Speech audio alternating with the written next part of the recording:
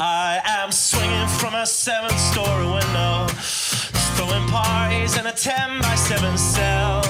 It's astounding the lengths I'll go to convince the whole damn world I don't need anybody's help. Yeah, I am waving while I drown. Don't bother swimming out to save me, I will only drag you down. I'll try to use your body as a life raft, 'cause if there's room enough for one, there must be room enough for two. I'll sail the good ship you into the sunset, sipping on savory water till my liver turns blue. Sha-na-na, sha-na-na-na-na-na-na-na-na.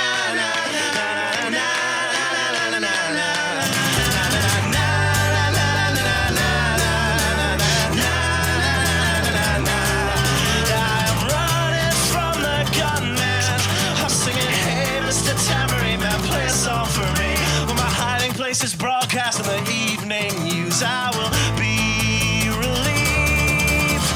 La,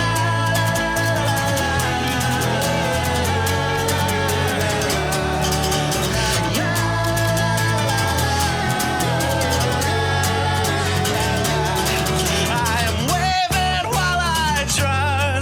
Don't bother swimming out to save me, I will only drag you down. I'm waving while I drown. Don't bother swimming out to save me, I will only drag you down. La, la, la, la, la, la, la, singing, hey, hey, alright, yeah, I wrote that one myself. It's astounding the lengths I'll go to convince the whole damn world I don't need anybody's help.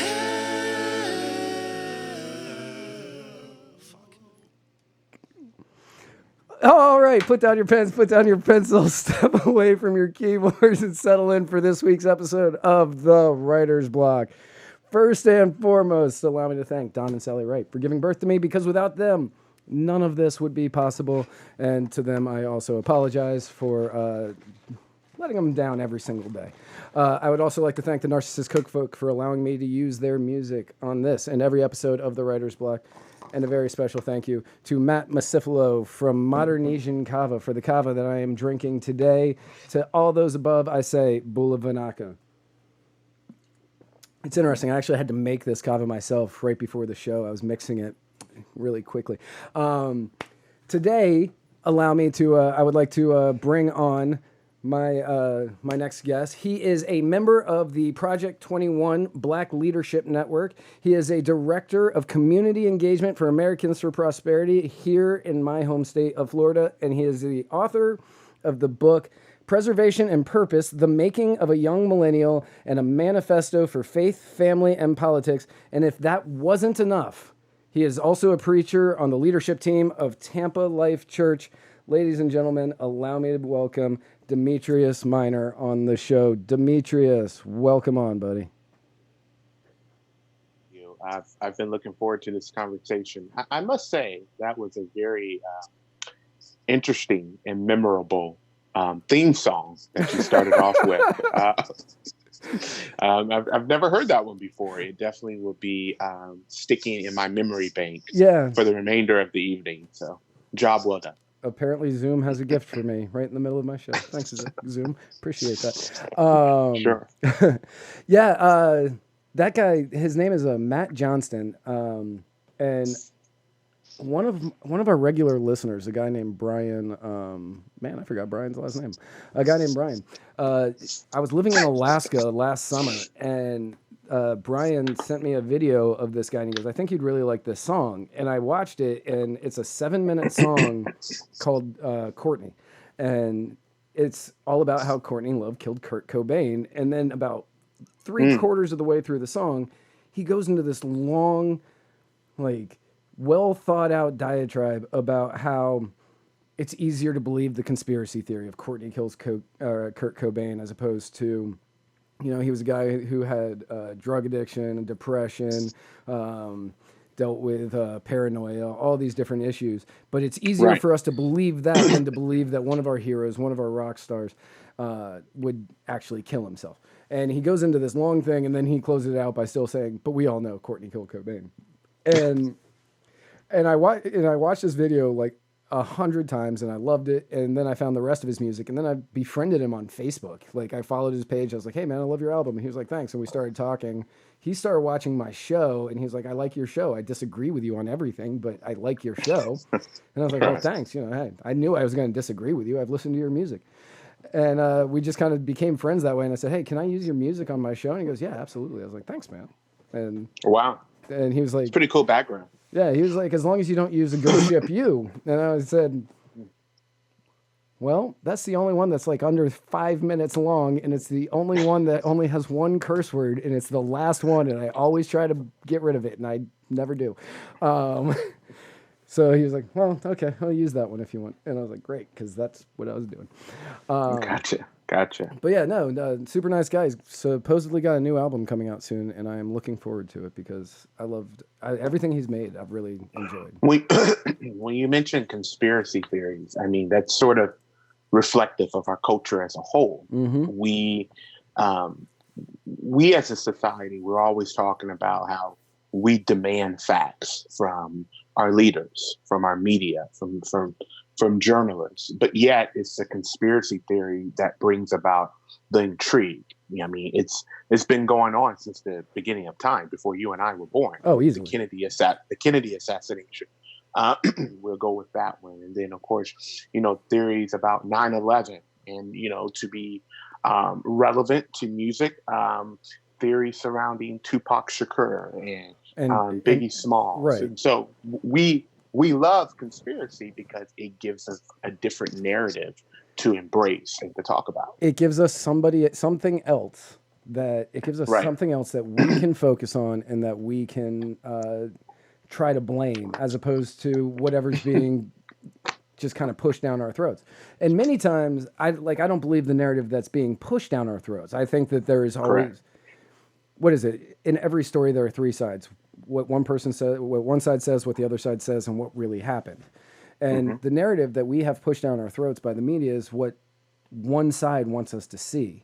And then there's the other side that wants us to see a different side, which, because of the internet and things, you're starting to catch that side a little bit more. And somewhere in between these two things is what's really happening. And it's just all about what you believe and what you don't believe. And that creates more conspiracy theories. Oprah Winfrey said something not long ago that I thought was captivating, but also very dangerous. And she talked about sharing your truth. And I'm like, well, there's only the truth. And so I get sharing your story, your background, your testimonial. But when someone's saying sharing your truth, I mean, it gives the inclination that you can distort the facts. You can exaggerate the facts. Or you could just lie. And yet that could be your reality. Right. But that doesn't make it truth. Right. Because anything that's opposite of truth is still a lie. It's still a lie. Fabrication. And so, but it's a good soundbite. Oh yeah. And people hatched on to it. But when I do remember that statement, your truth, and I'm like, man, that's psychologically so damaging and so dangerous, because it's a captivating soundbite, and it makes people go up into this emotional uproar. But at the same time, it allows us to easily negate facts.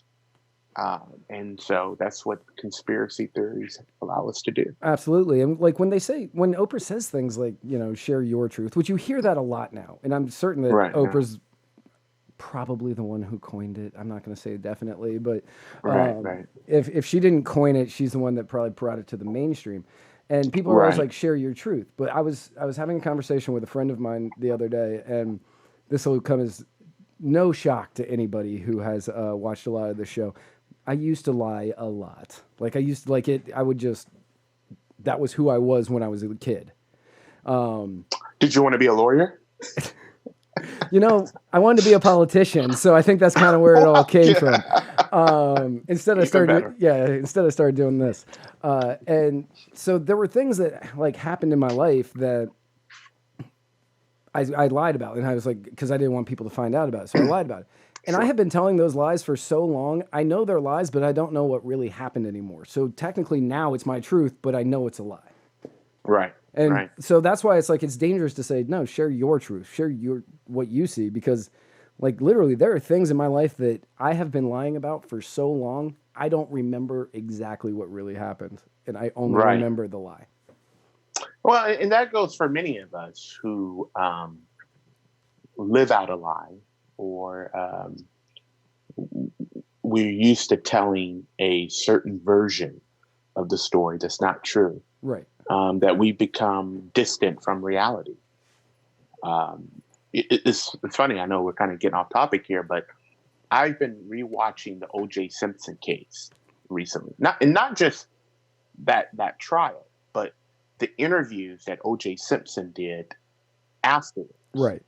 And so to where he has embraced a distorted view, a distorted reality of what actually happened, that I don't think he could tell the truth if he wanted to, because he's been living a lie for so long. For so long. He's been so long. Yeah. Once you start believing it and you start internalizing it, it distorts your vision. It distorts everything. Jim Snell says, "Hey, Demetrius." Jim Snell, good friend of mine from my church. Oh, nice. I'm glad he's listening in. Yeah, no, absolutely. I have to make sure I say something smart now. Well, you're on with me, so odds are you're going to be saying the smartest thing that's on here today. It's funny. So I came across you because of an email that I got from conservatives concerned about the death penalty, and they were inviting me to an event in New Orleans, I believe is where the event is, and you're going to be one of the speakers there. And I found out that you were local here. You're a Tampa. You're living here in Tampa, in the Tampa area anyway. And I was like, oh, he's close to me. He's against the death penalty. And then I started looking into you more, and I was really interested in Project 21. And I knew that you did work with on campus free speech, correct? I did. Yes, absolutely. As recently as last year. Okay. So let's talk about that a little bit. Like, so where did you go for this for your campus free speech activism? Sure. So in January of 2018, I relocated to Florida from the state of Georgia, and I came on board Americans for Prosperity as director of coalitions. And my immediate assignment upon moving here was to go to the state capital of Florida, which is Tallahassee, and to lobby for the Campus Free Expression Act. What had happened was we found that free speech rights were being violated all across the state. What were happening in universities and campuses were that the outdoor areas of public universities, and I say public universities because I do want to make the distinction between public universities that receive taxpayer money, contrasting that to private universities. Right. So what was happening, well, I'm just going to take Florida State University. That means there were multiple universities that were in violation of free speech rights. But a university as prominent as Florida State University were prohibiting freedom of speech. So they will have these very small designated free speech zones, mapped that were not visible to the student body. So they have you tuckered away in a small corner of the campus. And, I'm sure you've been to Florida State University. It's a pretty vast campus. Right. And they have you in this area where it's not visible to the student body. And they have you in this designated zone, and there you'll be able to exercise your free speech, protest, and say whatever it is that you feel compelled to say. And we said that's unconstitutional. And we took it a step further and said, the whole entire state of Florida is a free speech zone. And so we start to lobby for this bill that was brought forth, and I want to give credit to Representative Bob Rommel, from Naples. Yeah, I was gonna say. Um, I was yeah. thinking he was Naples area. Yep, from the Naples area, who decided to sponsor this legislation. And then on the Senate side, Senator Senator Baxley's first name escapes me at the moment. So, anyways, our stance was every student should have the right to exercise their freedom of speech. And Matt, my stance was very simple. Freedom of speech is not agreeing with what's being said. It's agreeing with the right to say it. And Right. so this whole ordeal during session was quite a sight to behold. And what I mean by that is I remember testifying in front of the House Education Committee, the House Judiciary Committee, and compelling them to embrace diversity of thought, independent thought, free expression. If you don't like someone's idea, we'll present a better idea. And this was also during the time where Richard Spencer was in the news. And for those who are not familiar with Richard Spencer, the person who's a part of the alt-right, the white supremacist movement. If you don't know, he had a haircut much like mine, which has ruined this haircut, but I refuse to get rid of it because I had it first. You had it first, right? So I am not getting rid of this haircut because of people like Richard Spencer. Well, Matt, you just got to get a trademark. That's what you gotta do. But this was during the time where Richard Spencer was in the news. A Florida university had invited him. And of course, when someone from the alt-right or a white supremacist KKK movement or ideology is in the news, of course, that's going to make major headlines. Right. I mean, even like you get people like Ben Shapiro or Steven Crowder or Milo Yiannopoulos all showing up, and you get the same issues. And Milo, he does things just to create havoc. Controversy. Like, he does that just to create controversy. Ben Shapiro and Steven Crowder, they just kind of get up there, and Ben Shapiro, he just talks really quickly and fast and says stuff. But Crowder just goes up there and tries to have fun while putting his political ideas out there. He doesn't do it for controversy. He does it just because that's what he believes and that's what he's... Well, Ben Shapiro is definitely intellectually sound. Right. The problem, one of the problems with people who are against free speech is that anyone who is a conservative is going to be deemed controversial. True. But what was humorous, Matt, was that I remember testifying in support of free speech. And I actually had lawmakers who would look me dead in my face and say, so Mr. Minor, you're here advocating for eliminating free speech zones. Are you comfortable with white supremacists and KKK coming on campuses? Are you standing in support of them? And I wanted to say, guys, take a real good look at me here. Okay.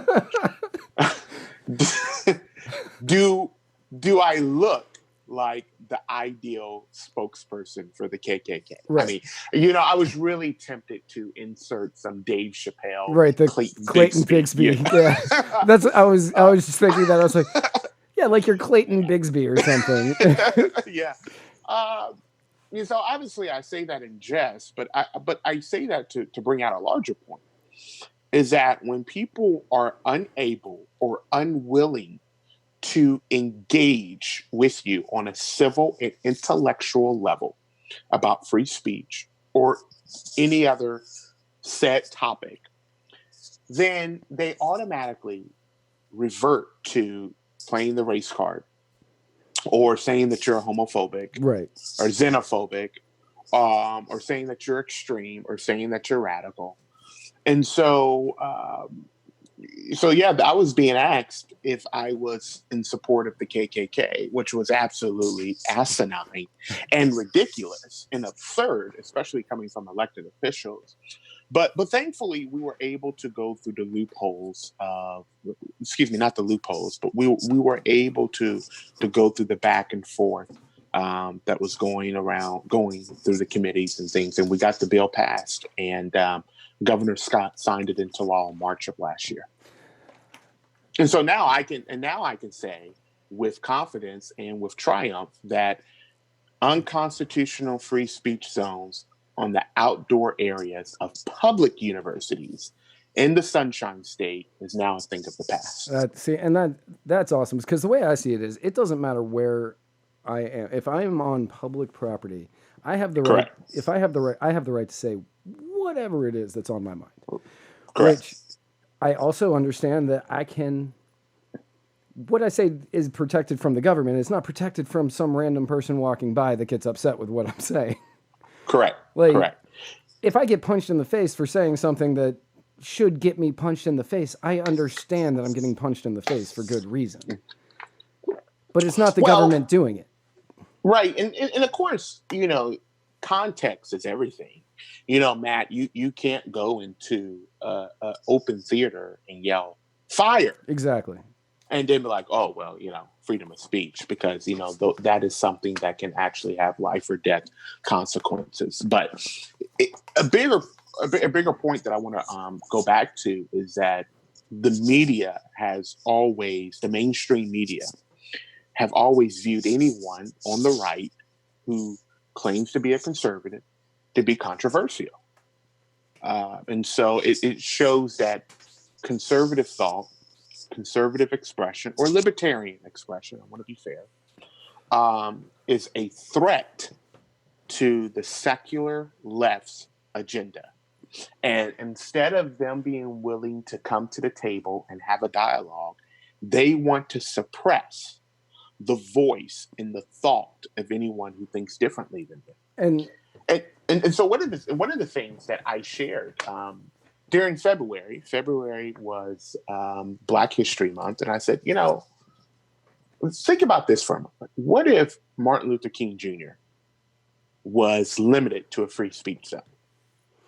Oh, when he took the iconic and the historic "I Have a Dream" speech that he gave in August of 1963 on the steps of the Lincoln Memorial. What if you were told, well, Dr. King, you can't give it right there. You have to go behind Lincoln's head or behind his statue and give it. Right. You can give it. You 100 yards away from anywhere that people are mulling around, and right. But you can't be too close to the water for safety reasons, and you can't be too close to the street. Correct. So you've got this 10 by 10 square that you and all of your followers can be in. Correct.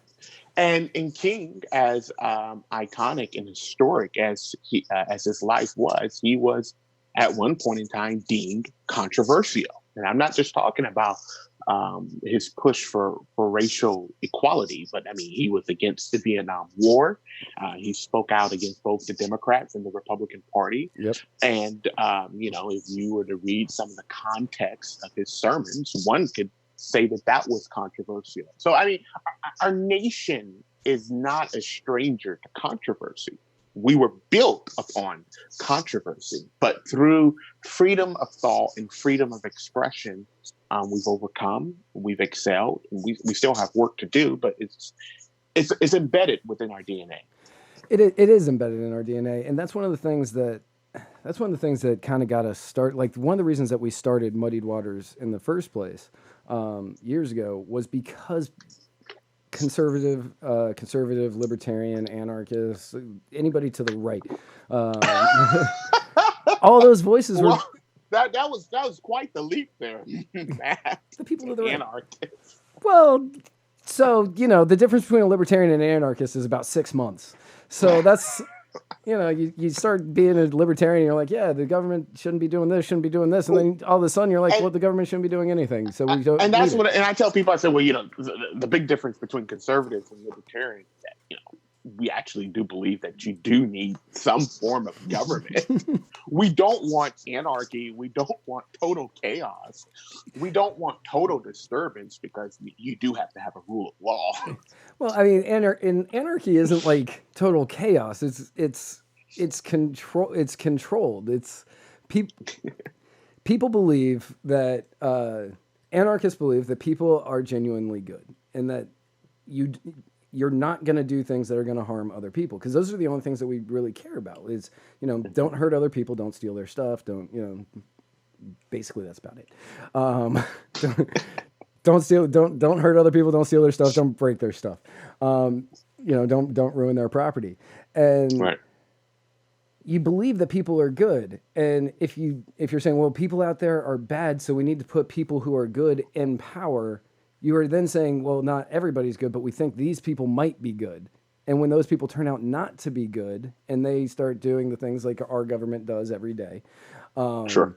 with the war on drugs, and with the high incarceration rates, and with shipping of cocaine into the country when they were saying that they were fighting a drug, just the long list of things that our government has done. These are people that were supposedly good doing this.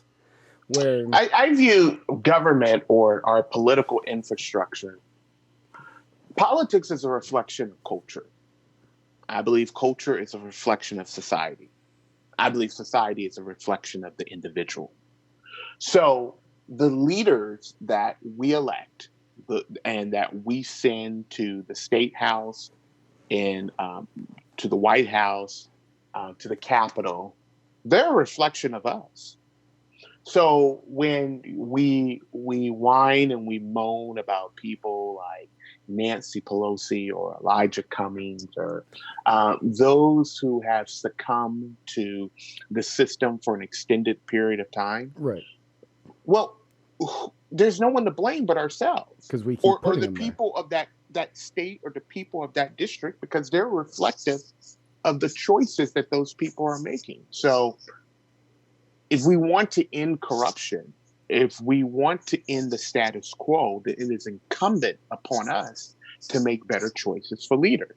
Now, you can also say, well, the system is so corrupt and the system is so tainted that it is preventing good people with a good, solid moral conscience from sticking their neck out there and having their private life exposed, and they don't want anything to do with the system. And that's reflective on the number of resignations that we're seeing from members of Congress now. That's true. And I've got Nick Tumbelides. Do you know Nick Tumbelides? He works with. It's a familiar name. He just testified in Congress. He's with term limits. I can't remember the name of the organization. The term limits organization. I know what you're talking about. He came on the show, and he and I. Great guy. He lives in Florida. Also, he's actually on the East Coast, which. Fingers crossed that he's okay this week. But he's on the East Coast. Great guy. And he was coming on and he was saying that, we have an issue where people continue to just vote for the name that they know. They don't really think, right. You're like, we know that the devil is better than the devil you don't. Right. And so they just continue to vote for the same person over and over and over again. Once somebody is in office, it's really hard to get them out. That's very true. And as they stay in longer, people just get used to seeing them there. Like the reason that we have the Nancy Pelosi's and the Elijah Cummings and I just blanked on the Senate Majority Leader. Mitch McConnell. Thank you, Mitch McConnell. I was like, he's from Kentucky. He's the old guy. Kind of Cocaine Mitch. Old Cocaine Mitch, yeah. Old Cocaine Mitch. The reason that they stay in there for so long is because people get used to seeing them there, and they're just like, it's them. They're there. That's our guy, and they're going to be there. That's their seat. Like when Ted Kennedy passed away, and they were doing the special election, and Scott Brown won. A Democratic, during the debate, one of the Democrats that was asking, they had like a town hall, and a Democrat asked him, and he said, Mr. Brown, why do you feel that you deserve Ted Kennedy's seat? Why do you think you deserve Ted Kennedy's seat? Because that's the way that people see it. They see it as correct. That is now as he's entitled. Right. Ted Kennedy was entitled. Right, as though it's Ted Kennedy's seat. And Scott, I guess people sort of have revisionist history when it comes to Ted Kennedy. I guess we're going to ignore Chappaquiddick. Right. Yeah. What happened The there. fact that he let somebody die. The fact that a woman drowned on We're his. laughing, but that's true. I mean, It's this is 100% factual. true. Yeah. Right. And it's He why crashed he his car over a bridge. Correct. There was a girl in the car. He got out and survived. She did not. Yeah. And couldn't. And the reason why he did not report it is because it would hurt his political ambition. Yeah. That's not distortion. That's not exaggeration. That's not what hyperbole. happened. That is facts. Yes, that is 100% what happened. But people in Boston, they loved him. People in Massachusetts, they loved him. They said, no, Ted Kennedy, this is Ted Kennedy's seat. And Scott Brown had a great answer. He goes, this is not Ted Kennedy's seat. This is the people of Boston's seat, or the people of Massachusetts' seat, and they can elect whoever they think that will do the best job. And that is the right answer. But the only reason he got a chance to say that line was because Ted Kennedy had passed away. Right. And people would still see it as Ted Kennedy's seat if Ted Kennedy hadn't passed away. It's like Barney Frank. Barney Frank was in forever. He may still be. I don't even know if he's still alive, but he may. I don't think he's no longer in power, but I'm reminded of something that George W. Bush said recently. He said it in the context of the necessity for a free press. He said that power can be corrosive, and that a free press is there to hold you accountable. Now, he's absolutely right about that, but I would take it a step further, is that not only the freedom of the press, but the American people, you and I, Matt, as constituents, our elected officials, no matter how good they are as a human being, once they get a taste of power and what it can do, there can be a tendency, because there's fallacy within every one of us. Absolutely. There can be that tendency to be corrosive, to be corrupt, to be addicted to power, that you forget the reason why you were elected. You forget that you represent your constituents and not yourself. And so not only does a free press need to hold them accountable, but we need to hold them accountable. And that's why we have elections. And that's why we should take elections seriously. But we have a free press, but the press, as we have seen over the last, I don't know, 20, 30 years, probably actually going back to the Vietnam War, when you have Walter Cronkite on TV and he's telling you one side of the story, whichever side he wanted you to hear, and then at the end of it, he's going, and that's the way it is. And everybody's like, well, he says that's the way it is, so obviously that's the way it is. They learned that they could start shaping the way that people see things. And I'm 100% for a free press, but you need to be able to have all sides of the argument, and people need to be able to look in other places. Correct. When you only had NBC, ABC, CBS, I think that's actually it for a while. Fox didn't come around until the 80s. When you only had the 3 or 4 stations and you were getting the news from, your Walter Cronkite or, who was that guy? Dan Rather. Or the Dan Rather, or whomever it is that. For a short time with ABC News was Peter Jennings. Right. Yeah. People tune into those people, and they're going to take whatever it is that Peter Jennings or Dan Rather or Walter Cronkite, Tom Brokaw, Larry King, whatever these people say, and they are going to spin it how they want it to be spun. Correct. And Fox News does the exact same thing. Right. Everybody has an agenda. Fox News does the exact same thing. Like, everybody spins it how they want it to be said, how they want it to be framed. It was interesting. Just yesterday, the president went after Fox News. My eyebrows were raised. I'm like, man, if you've lost Fox, Yeah. If Trump lost Fox, he's lost everybody. He has 4chan now. If he lost Fox. But yeah, Matt, you're totally right. The media has an obligation to report facts, not their opinion. And sadly, we've seen the opposite. I mean, just look at CNN. You look at people like Jim Acosta. And I'm definitely not going to come on your show and be a Trump defender by any stretch of the imagination. But you wouldn't be the first if you did. So.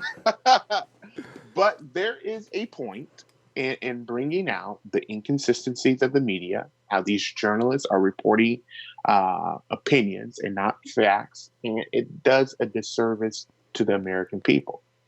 Uh, but the difference now here in 2019 compared to 1990 or 1980 is that there are a plethora of resources for us as citizens to find the truth via fact checking, via our best friend named Google, and now with Not the so much our advancement, best friend anymore, but but with the advancement of the digital age and social media, there are different avenues to get the truth. And so, newspapers used to be a dominant source of news, yes.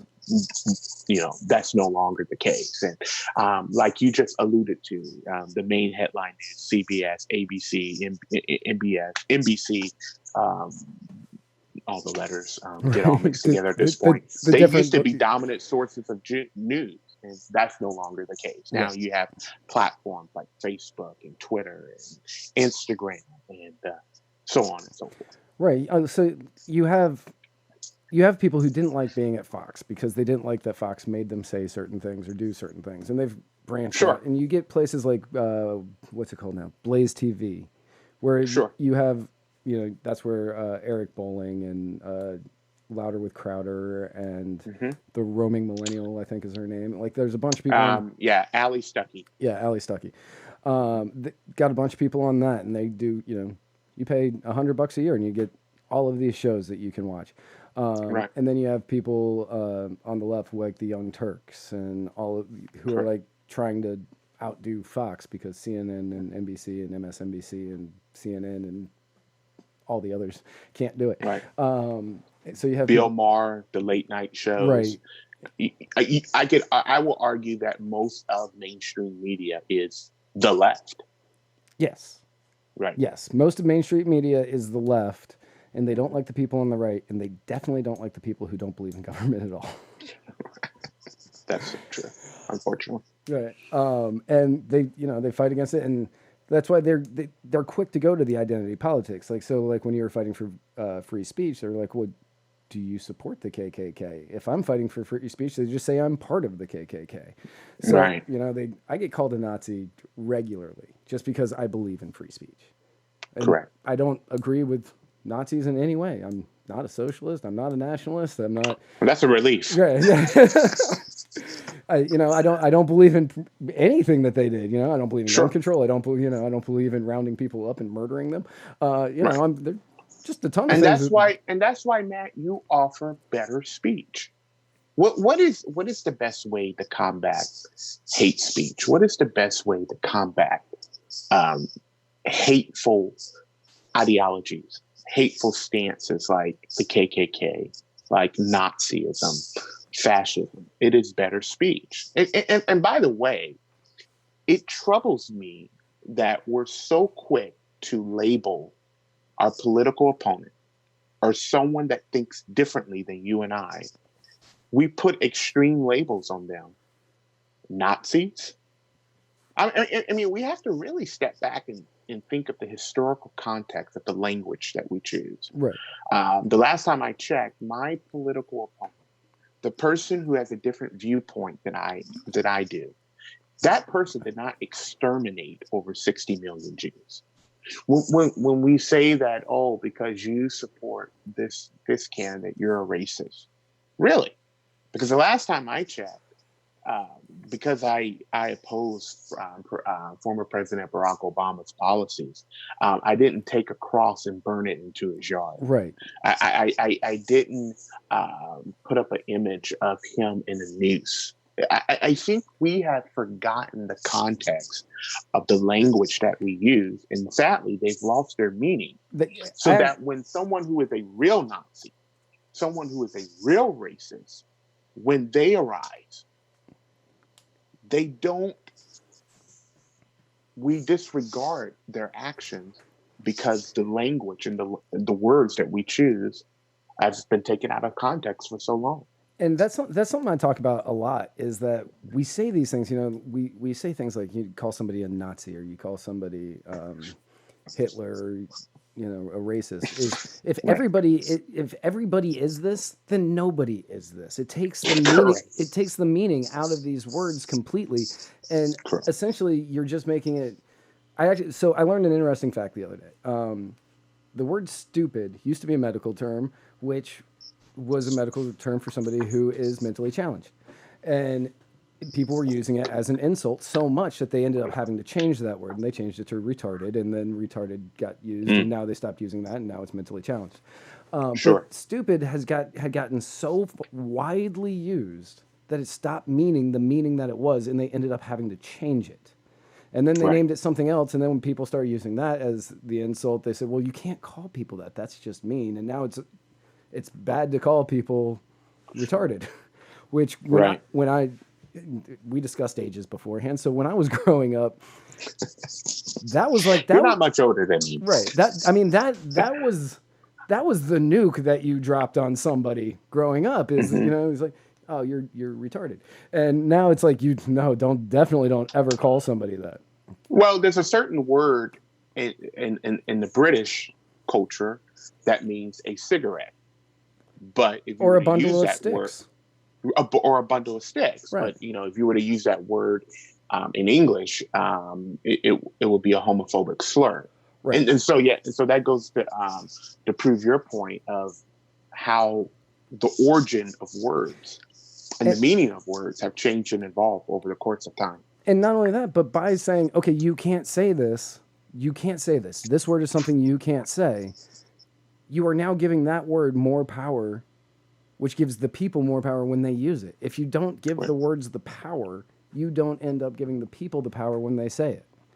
Right. That's when people say that, and people say this to me a lot, that what I said is offensive. I'm saying, well, you're allowing yourself to be offended. I didn't say anything offensive.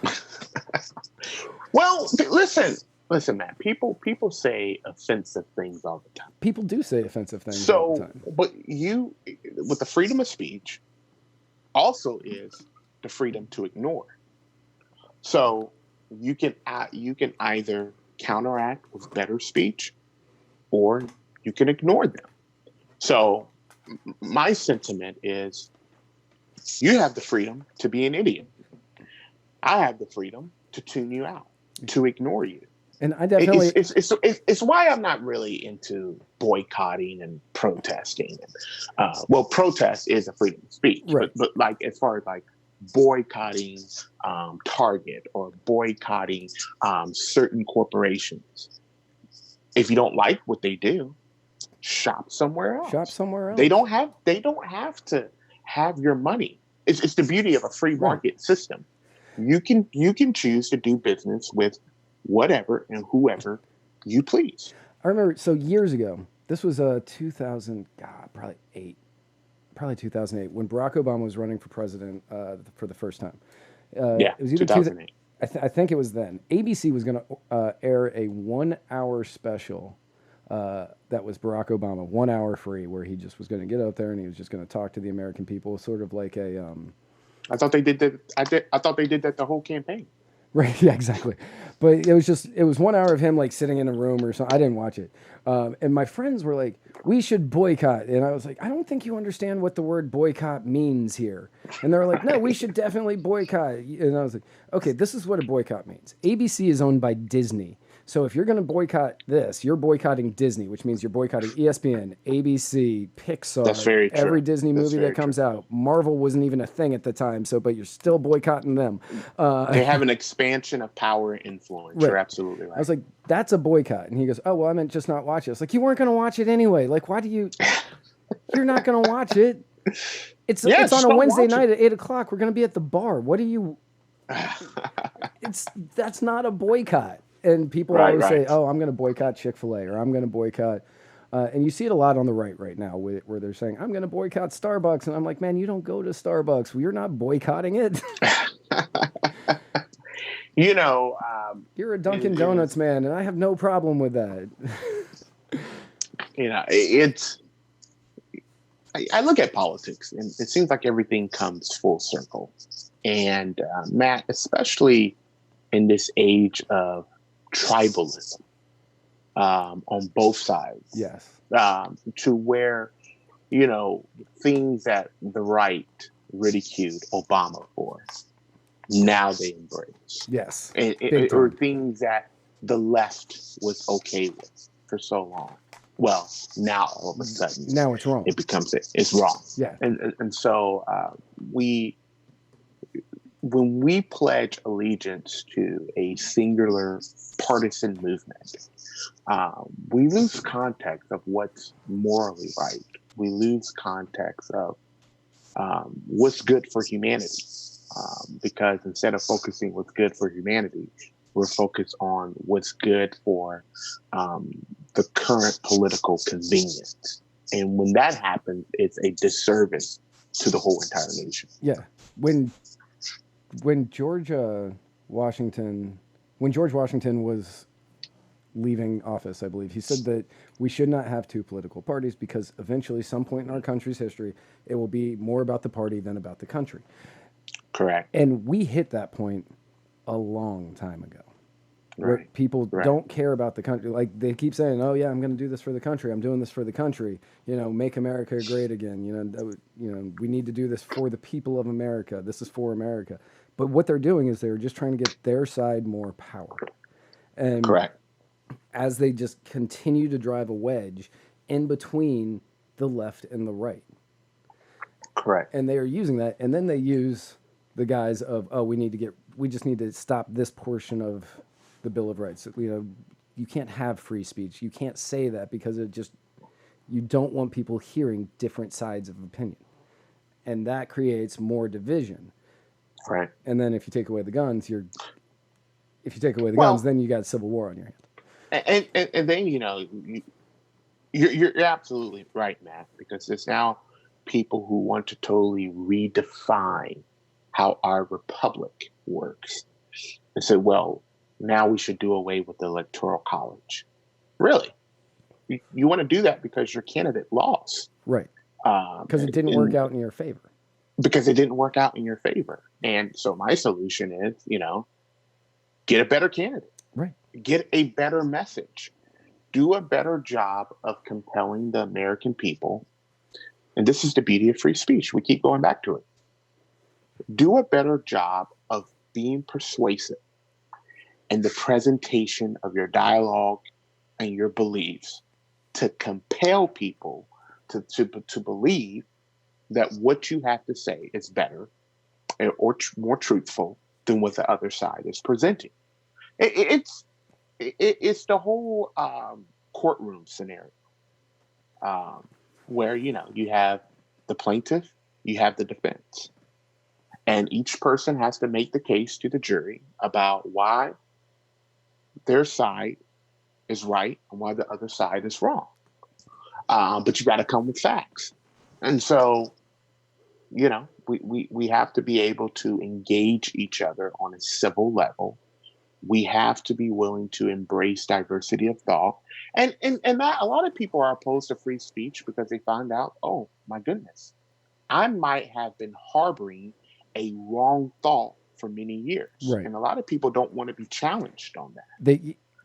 Which is a deterrent to personal growth. If we just want to be honest. I mean, forget the politics of it. It just growing and maturing on a personal level. It prohibits that. And one of the things is, what I have found is you don't have like a political opinions anymore. You have political beliefs. And when we're talking about beliefs, that is something that you have internalized and has become a part of you. So when you start challenging that, you're challenging somebody's belief system as opposed to you're challenging their opinion. And that's why they are so quick to push back. And they say, no, I don't want to talk about that. I don't want to talk about that. Or they attack you, and that's when they call you a Hitler or Nazi or KKK, or whatever. Whatever word of the week it is that they are using as their, trump card. Whatever identity politic that they want to play. That's when they start pushing back, and that's when they hit you with those words, because you're not challenging their opinions, you're challenging their beliefs, and they have internalized it and has become part of them. And that is part of the reason that the left-right divide is so bad is because people have stopped caring about the nation as a whole, and they care Right. about the right and they care about the left, and they are fighting Correct. for it. And that is their belief. It's not their opinions; it's their beliefs. It's like Right. telling a flat earther that the Earth is round. Like they will not listen to anything else, but Right. because you're challenging their belief system, and they will fight back, and they'll call you a globetard. And I'm certain there's another name for people who know that the Earth is round.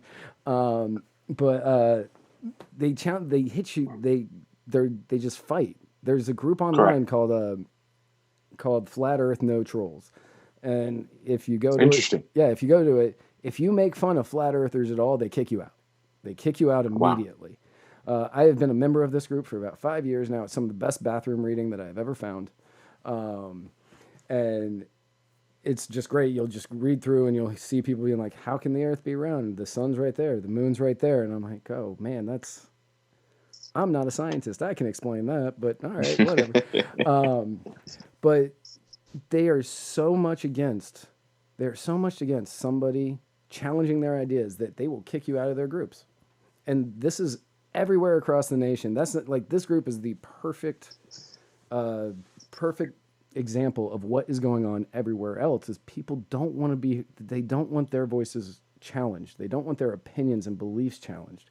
They just want to be left alone with their beliefs, and anybody that tries to infiltrate it, they just want to silence them, kick them out, and not have to deal with it. And these are people who don't want accountability, man. And I know your show is not a spiritual show, so I won't dwell too much on this. But I've had multiple guests on here that have talked about multiple different things. Well, as a minister of the gospel, I need accountability.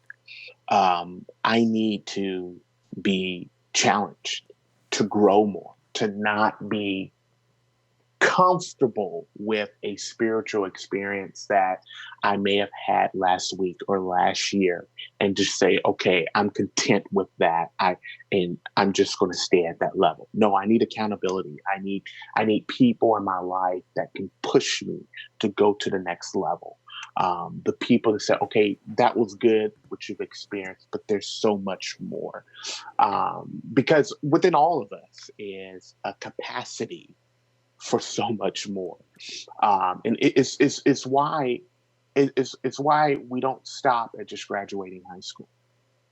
It's why we tell our kids, go to college, pick up a trade, join the military, because there is capacity for so much more.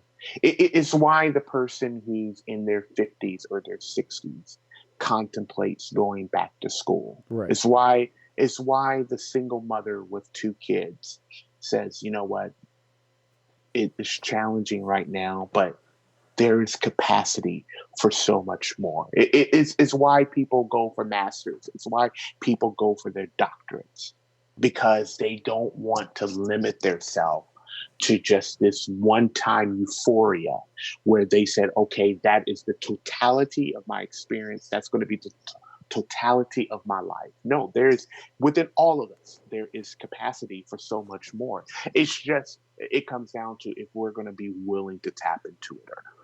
Right. And that's why, like, I'm not a big fan of forcing kids or, telling kids they need to go to college. Not a fan of it. Right. Never have been. Right. That I was told you need to go to college or you'll never get a good job. You'll need to go to college or you'll never get a good job. And then I looked back. The same thing, man. Yeah. It's false. It is. It's patently false. Like, I could have gone to a trade school for a year and a half, been paid off after 6 months or something of working, and then been. There's always going to be a need for plumbers, technicians, people who work with air conditioning and lighting. There's not going to always be a need for a lawyer. There's not going to always be a need for a politician. Well, let's not say that. One of our sponsors is Chris Reynolds Law, and there's always a need for personal injury attorney, Chris Reynolds, attorney at law. I retract. There's always a need for Chris Reynolds. There may not be a need for another lawyer, but there's always need for Chris Reynolds. Fair enough. So we're actually coming up on time here, but let's talk real quick. Let's talk about, I wanted to talk about Project 21. We've been doing a lot on free speech. So Project 21 it's a conservative group made up of Black Americans who try to get the conservative message out Sure. to the Black community. Right. They've been in existence for quite some time. I came on board Project 21. I want to say roughly. I can't remember, but probably the genesis of the Barack Obama administration, because at that time it was just automatically assumed that the majority of the Black population supported Barack Obama, but there were Black conservatives who had different views and perspectives, and we wanted to get our voice heard. And so the National Center for Public Policy and Research gave us an outlet into which to express political and cultural commentary on current events and issues. And so I've been a part of Project 21. And so we do radio interviews, we do television interviews, various media outlets on various political and cultural topics. So how difficult is it? Because I know that the media and the government they push the left to the Black community. Like I know a lot of many of the Black people that I have met throughout my life have said they are Democrats. They were born Democrats, and they're going to be Democrats for the rest of their lives. Sure. How difficult is it to spread that message into the Black community? That's a very good question, and we're probably going to have to do a whole new segment because this is a passion of mine. Right. So the best way to approach communities is to talk about policy. It is policy, not politics, that's going to have the direct and most impactful,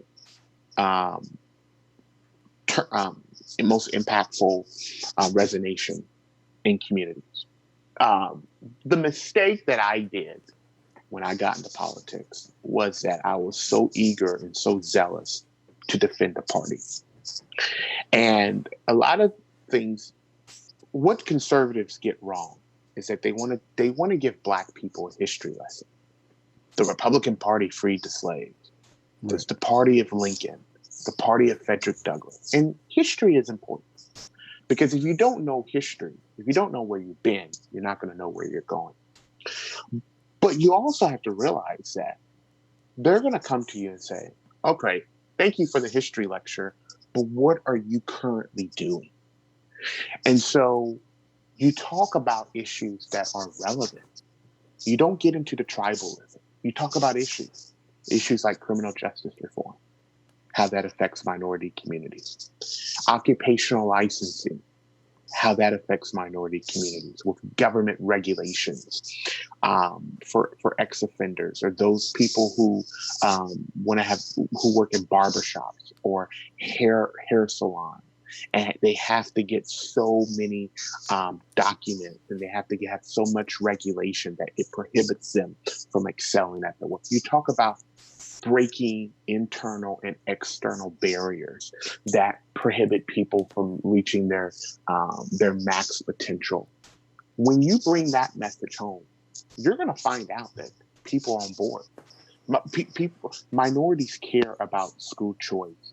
They know that a child's education or child's access to quality education should not be incumbent upon the zip code that they live in. That's how you appeal to a parent. That's how you appeal to a child. So you have to talk about issues and not about politics, not about a party, not about an individual, because you will find that if you talk about an issue, they will gravitate towards a conservative position, and they may gravitate towards a conservative candidate, but you would never know that if you don't start with a single and you have to be willing to be humble enough to know that your thought process in which you may have previously learned could be wrong.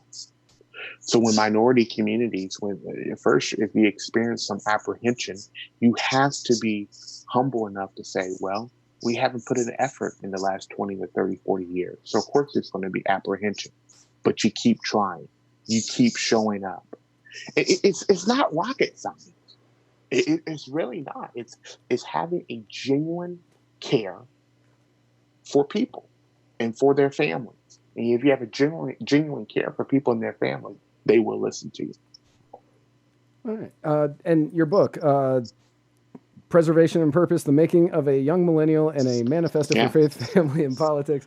I'm assuming that just based on that, it talks about your faith in God and your life as a preacher, about your family growing up and how you became a conservative or how you became involved in politics.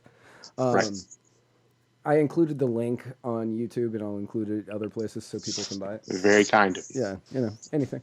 But is there anything in that book specifically that you wanted people to definitely see or hear or read or? Sure. The book is twofold, and you just alluded to it.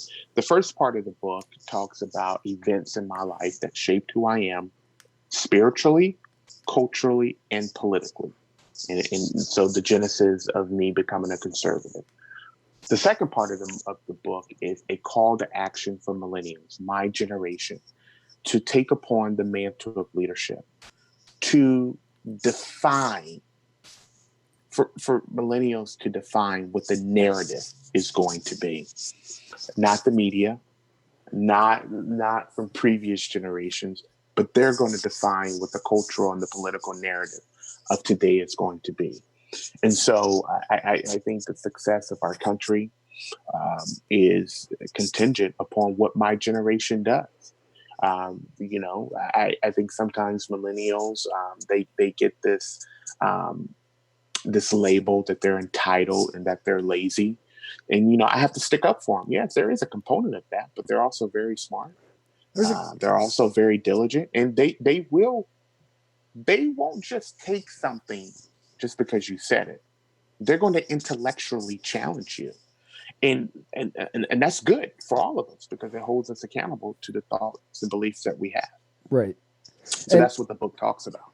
And from what I found is that every generation thinks that the generation after them, or maybe the generation after that one, is lazy and entitled. And the boomers think about Gen X, the greatest generation, or about the millennials, the greatest generation. They were saying it about Gen X, and it just, that seems to be the way it is. When Gen X was, taking shape in the early 90s, there were a bunch of coffee house misanthropes that listened to loud music and wore ripped pants and flannels every day, which God bless them for picking my style so early. But they, I'm an old soul, man. So I revert back to the 50s, the 60s, and the 70s, and music and things of that nature. So I can resonate. Right. But it just seems that that's the way it is. And for the most part, you are going to have the people in the generation that are lazy and that are entitled, but you still have the people who are the hard workers and the people who know that they have to actually go out there and do things in order to make a life for themselves or to better the planet as a whole. Correct. And you're obviously one of the people, the list of things that you do is just insane. You're one of the millennials out there who is actually going out and making a difference in this world and is doing it. Well, you're very kind. I'm trying. I'm just trying to be a voice to those who don't have a voice, or those who realize that they don't have, who have yet to realize that they have a capacity to have a voice themselves. So I'm just trying my best to contribute to society and to not let my life be wasteful. Right. So final question that I have for you, have you picked up water, toilet paper, and bread yet? First of all, I do want to say thoughts and prayers to those who are in the pathway of Hurricane Dorian. I think that's the name that's been given.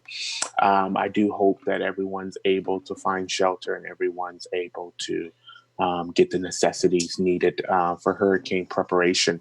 I'm in Tampa. Where I'm currently at, I think I'll be good. I think I'll be okay. And so preparations have been made.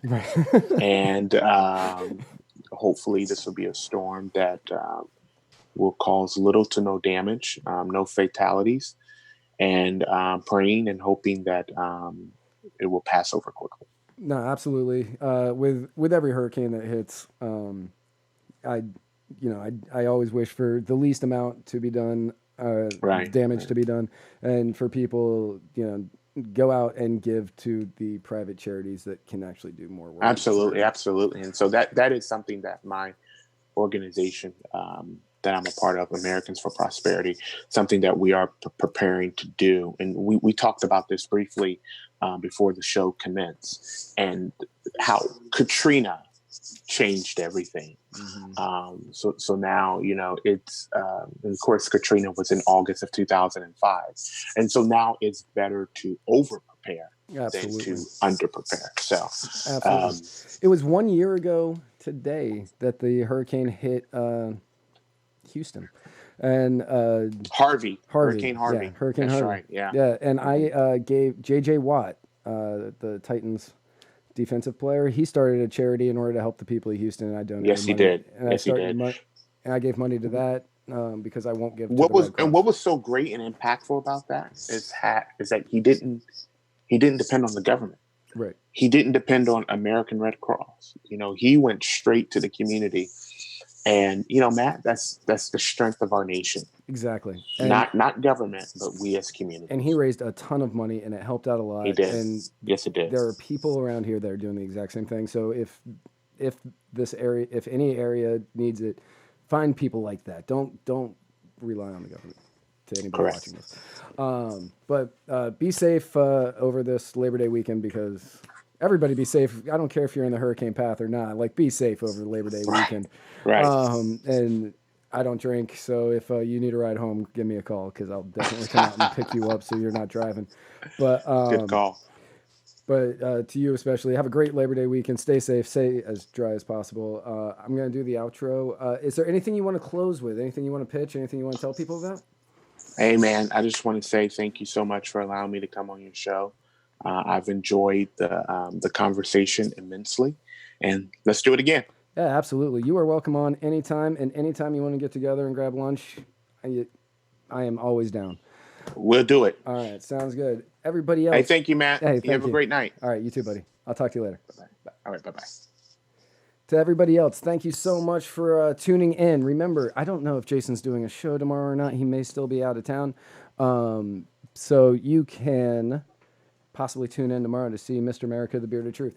If he is not having a show tomorrow, you can tune in on Monday for Jason Lyon, Mr. America, the Bearded Truth. And then on Tuesday, you've got Spike and me coming back for no, that's not our show. That's Spike's show. For Muddied Waters of Freedom, where Spike and I will be parsing through the week's events.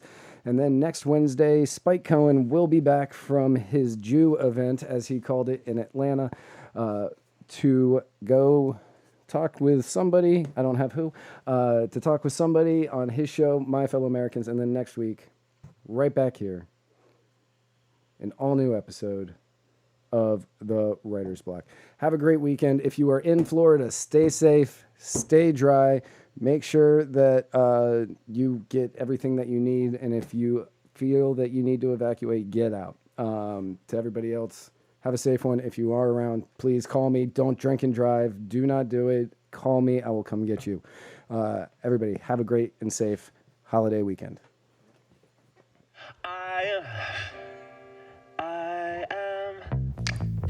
I am swinging from a 7-story window, throwing parties in a 10-by-7 cell. It's astounding the lengths I'll go to convince the whole damn world I don't need anybody's help. Yeah, I am waving while I drown.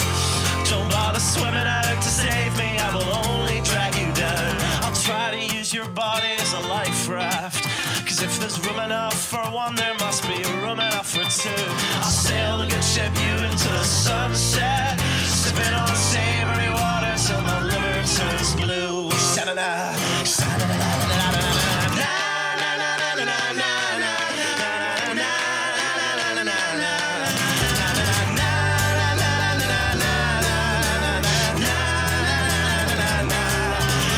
I'm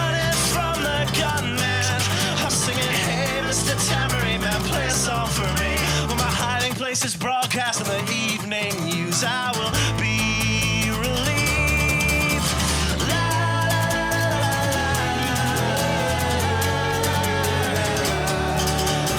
la,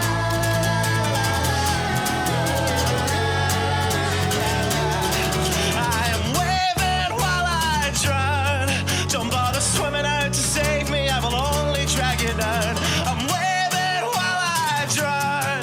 Don't bother swimming out to save me, I will only drag you down. La, la, la, la, la, la, la, singing, hey, hey, alright, yeah, I wrote that one myself. It's astounding the lengths I'll go to convince the whole damn world I don't need anybody's help.